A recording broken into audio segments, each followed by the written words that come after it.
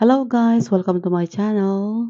So ayun, usap-usapan ngayon sa social media ang mag-asawang sina Andy Eigenman at Filmar Alipayo dahil sa kanilang best friend di umano. So ayan si friend. So ang nangyari daw ganito guys, nagkaroon daw sila ng away at ito naman si girl, sinasabi daw niya kay Filmar na, "Sige, sige hiwalayan mo na 'yang asawa mo instead na tulungan silang magkaayos." 'Di ba? So ito yung post ni Andy, basahin natin guys. My wife for posting. I am fully aware that my husband never cheated on me with this girl. I am always around when they are together. I posted because this person betrayed me, encourages my husband to break up with me during every fight. So every fight pala guys ha. Hindi pala once pero every fight. So ibig sabihin hindi lang isang beses. Siguro 'pag lagi silang nag-aaway, siguro itong lalaki nagsasabi siya sa babae at si Andy naman nagsasabi doon kay babae. So nalalaman niya ang istorya ng kanilang buhay.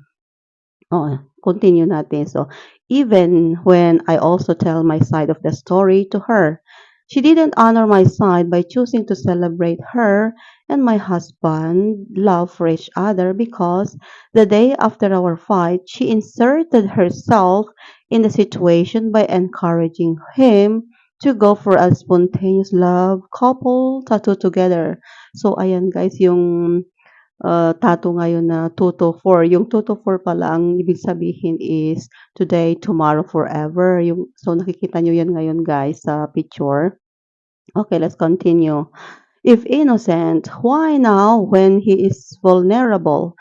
Why not when we're okay? Or maybe why not when things have calmed down?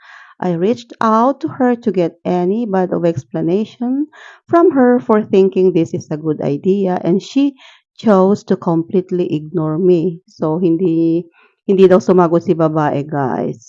Yes, I am hurt that my husband didn't think this would bother me. I'm not being dumb and ignoring that.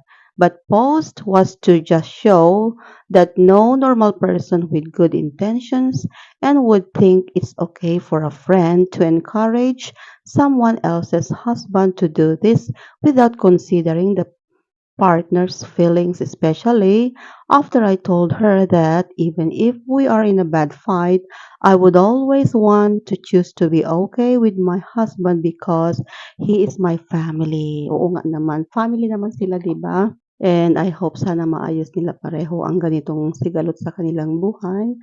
I know Andy is a fighter, pero nobody is perfect. So sana maayos nila yung kanilang sigalot. Yun lang guys. Thank you for watching.